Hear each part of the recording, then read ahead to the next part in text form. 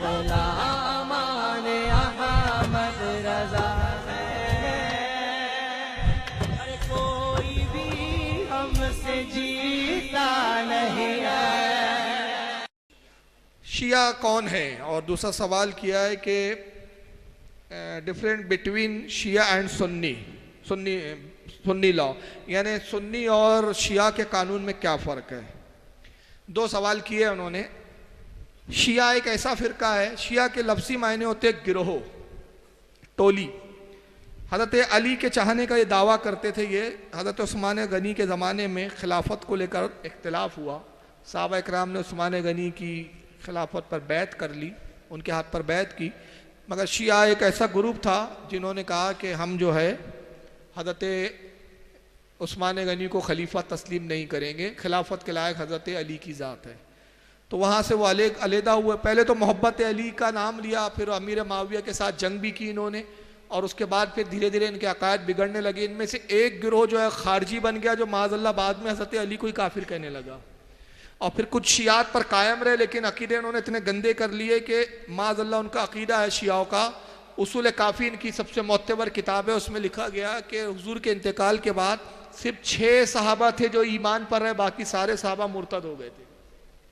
कुरान को एक कम नाकिस मानते हैं और कहते हैं कि कुरान अजीम जो है उसमें बहुत सारी सूरतें हज़रत अबू बकर सिद्दीक ने कुरान से निकाल दी। भाई बस ख़त्म कीजिए, 4 बजे मेरी ट्रेन है, निकलना है। हाँ 4 बजे की ट्रेन है, 2:15 हो रहे हैं अब जी। बस ये जितने पर्चे उसके मुख्तसर जवाब दे रहा हूँ मैं। तो इनका एक तो अकीदा यह है कि कुरान कंप्लीट नहीं है, बहुत सारा कुरान अबू बकर सिद्दीक ने उड़ा दिया, जबकि कुरान के बारे में अकीदा खुद कुरान बयान कर रहा है, किसी मौलवी का नहीं है। कुरान कहता है, अल्लाह ताला इरशाद फरमाता है, इन्ना नहानु नज़्ज़लना ज़िक्रा व इन्ना लहू लहाफ़िज़ून। अल्लाह फरमाता है, हबीब हमने इसको नाजिल किया, हम ही ने नाजिल किया और हम ही इसकी हिफाजत करने वाले। तो कुरान का लज़ेर बदला गया ना ज़बर, लेकिन ये कहते हैं कि कई 100 आयतें जो अबू बकर ने निकाल दी थी। कहते पूरी सूरत थी सूरह विलायत, जो अहले बैत और अली की फजीलत में थी, अबू बकर ने निकाल दी माज़अल्लाह। तो ये बेहुदा इनके अकीदे हैं, सहाबा को काफिर जानते हैं, अमीर माविया की गुस्ताखी करते हैं। इस तरह के कई अकीदे, वक्त नहीं है वरना मैं इनके अकीदे बताता।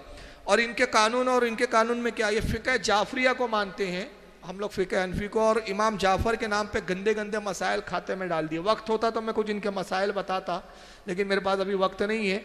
माज़अल्लाह इतने गंदे गंदे अकीदे हैं कि गू में भरी हुई रोटी खाना भी जायज़ है इनकी फ़िक़्ह में।